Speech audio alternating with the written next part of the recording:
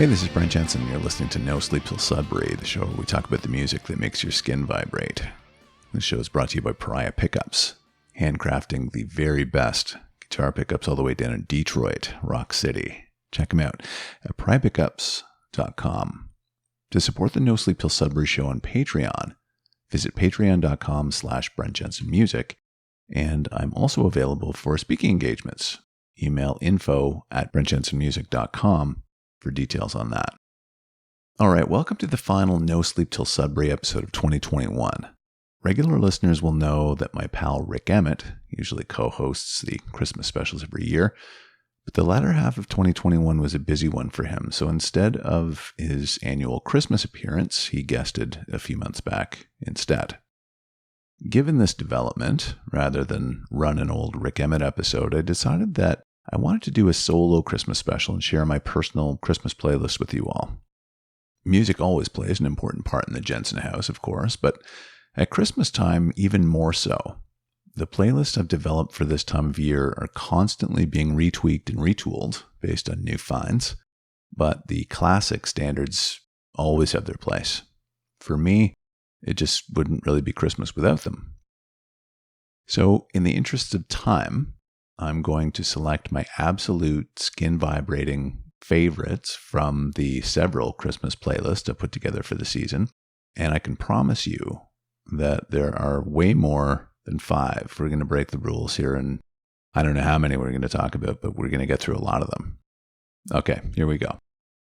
So the tradition around here is that every year the tree goes up on the last Friday of November. For my American friends, it's otherwise known as Black Friday, of course. And while the tree and the decorations are going up, libations are poured, typically the first rum and eggnogs of the season.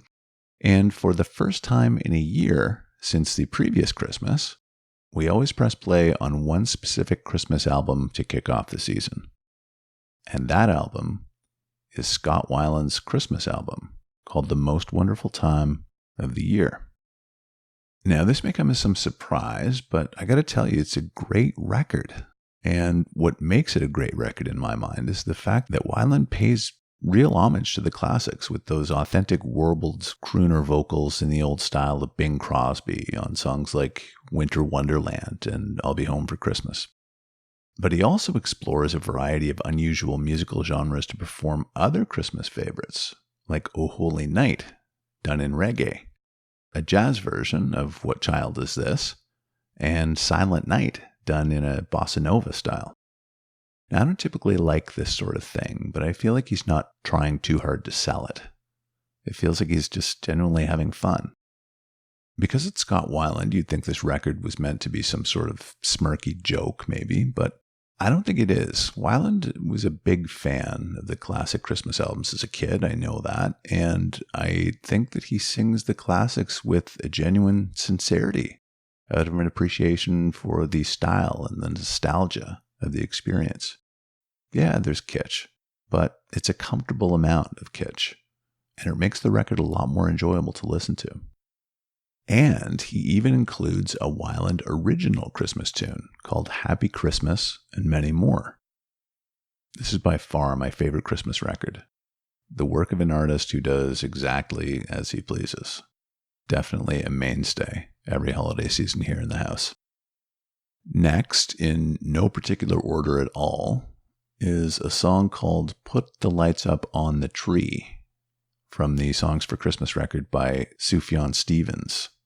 It's an original composition, and Sufjan is very much an original musician, and it's pretty unique. A close friend of mine tipped me off to it years and years ago, and over the years it's just become ingrained in my collection as a permanent fixture. I love this next one. This is Christmas Prison Blues by American blues musician C6 Steve and his backing band, the Level Devils. It's all done on acoustic guitar. It has great lyrics, so it's good to have in there to mix things up a little bit. One of my favorite Christmas songs is next, and it's done in 2 versions. The song is called Carol of the Bells, a song that was composed in the Ukraine in 1919, and the 2 versions that I prefer are by Libera, which is an English all-boy choir group. and the other one is The Bird and the Bee, who is an indie pop duo from Los Angeles, California. The Bird and the Bee have an excellent Christmas record out called Put Up the Lights. It's full of great stuff, and it comes highly recommended. I listen to it a lot too, especially the lead-off track, You and I at Christmas Time. Okay, here's a classic. The Ronettes doing Sleigh Ride. That backing vocal melody is just irresistibly catchy, and it makes the song, in my opinion. This Ronettes version is the most popular version of the song, I think, and it was their second biggest hit behind the Ronettes' Be My Baby. Another classic. I couldn't truly call it a Christmas playlist without a track from Nat King Cole. This one is The First Noel, a composition thought to date back as early as the 1400s. Nat King Cole recorded his version in 1960, and it's smooth like only Nat King Cole can do smooth. Just fantastic. All right, this might start a couple of fights, but this next Christmas song is either loved or hated by most people. I love it, and it's an essential part of my Christmas playlist. It's Wonderful Christmas Time by Paul McCartney. Now, I'm not going to try and defend it because I see why people might find it inane, but I don't. It's carefree. It's kind of weird. I like that about it. We all have different paths, my friends. The sentiment surrounding this next song now seems to be mostly positive from what I gather. Bruce Springsteen's version of Santa Claus is Coming to Town is likely the most popular version of the song, and in my opinion, the best. It was originally released as a B-side to the My Hometown single from Springsteen's Born in the USA record, and it gets so much airplay at Christmas time every year that it appeared on Billboard magazine's Hot Singles Recurrence chart every year from 2002 to 2009, just based on seasonal airplay. When the band play it live during the November and December months, they often close the show with it, they encourage the audience to sing some of it, but oftentimes the crowd will just sing the entire song. That banter at the beginning of the tune between the band and Springsteen always makes my skin vibrate every time. See, I don't listen to this music at any other point of the year, so when this stuff comes on, especially for the first time during the tree assembly, it's always pretty special. Darlene Love is a 60s pop singer I've always loved, and her version of Christmas, Baby Please Come Home, is a playlist must here. Her performance of this track is stellar. I like U2's take on this song too, but Darlene Love's version is my go-to. This next one is another Christmas standard that isn't a proper Christmas carol per se, and Macy Gray's crazy version of it is my favorite. It's called This Christmas. Apparently, it's the 30th most performed Christmas song of all time. It certainly gets a lot of airtime in the Jensen house over the holidays, that's for sure. All right, you knew this one had to be included. David Bowie's duet with the old master, Bing Crosby, Peace on Earth, Little Drummer Boy. This whole thing came about as a result of Bowie promoting his Heroes record around this time, and appearing on Bing Crosby's Christmas special was on his promotion schedule. Bowie apparently showed up with his then-wife Angie Bowie in matching bright red lipstick and earrings, and was promptly told by the producers to remove both. There's also a story behind why this song is a counterpoint, meaning Bowie sings Peace on Earth while Crosby sings Little Drummer Boy. And when he was told the duet with Crosby would be Little Drummer Boy, Bowie asked if they could sing something else, because he hated the song. The producers apparently panicked, found an old piano in the studio, and wrote Peace on Earth in less than an hour. They then presented it to Bowie, and he sang that while Crosby sang Drummer Boy at the same time. It all came together very quickly. They rehearsed it once, and off they went.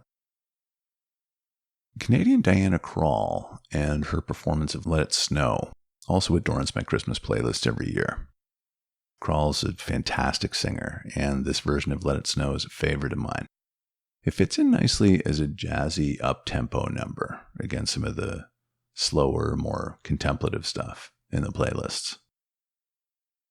Mary's Boy Child, Oh My Lord, by Boney M, is a song that used to play incessantly during my childhood. And for a while, Boney M served almost as an ironic pop culture novelty, similar to the way that ABBA did, whose music also incidentally played incessantly in my youth. As an adult, I heard this song in an entirely new way when I really listened to it, and the uniqueness of the vocal melodies really impressed me. It's actually a really good song. John Lennon and Yoko Ono's Happy Christmas, War is Over is another key Christmas playlist song, even though it's not a traditional Christmas carol. It's also a protest song, written in part to speak out against the Vietnam War. All four members of the Beatles would release Christmas songs following the band's breakup. Lennon was first with this one in 1971. George Harrison followed with Ding Dong Ding Dong 3 years later. And then came Macca's Wonderful Christmas Time in 1979, with Ringo bringing up the rear with I Want to Be Santa Claus a full 20 years later. All right, last one. Fairytale of New York by the Pogues, featuring Shane MacGowan and Christy McCall. Another classic. Some people don't know this, but McCall was not the singer originally intended to appear on the track. That was supposed to be Pogues bassist Kate O'Riordan. But she left the band after becoming romantically involved with then Pogues producer Elvis Costello, who had just walked away from his deteriorating relationship with the band. McCall was the wife of new producer Steve Lillywhite, who also worked with U2, the Stones, and loads of others. And he brought the track home and asked her to sing a guide vocal on it until they found someone else. Turned out the band liked it, and the rest is history. In the UK, Fairytale of New York is the most played Christmas song of the 21st century. And that is the playlist of Christmas tunes that plays most frequently over the holiday season at Casa Jensen. Of course, that list is not even close to being all of them. There's so many others. 2,000 Miles by Pretenders, Jingle Bell Rock by Hall & Oates, Rockin' Around the Christmas Tree by Brenda Lee, It's Beginning to Look a Lot Like Christmas from Michael Bublé, and any number of versions of Baby It's Cold Outside. Now, as we move into the holiday season, hopefully I've supplied you with one or two new tunes for your Christmas playlist this year. As always, feel free to send me a note with some of your favorites. I'd love to hear them. Folks, this concludes the No Sleep Till Sudbury programming schedule for 2021. It's been a challenging year for each of us, and I wish each and every one of you the very best Christmas you can possibly have. Thanks for listening week in and week out. I appreciate your loyalty very, very sincerely. Merry Christmas, everybody. This has been No Sleep Till Sudbury with Brent Jensen. Have a fantastic holiday. See you next year. Take good care.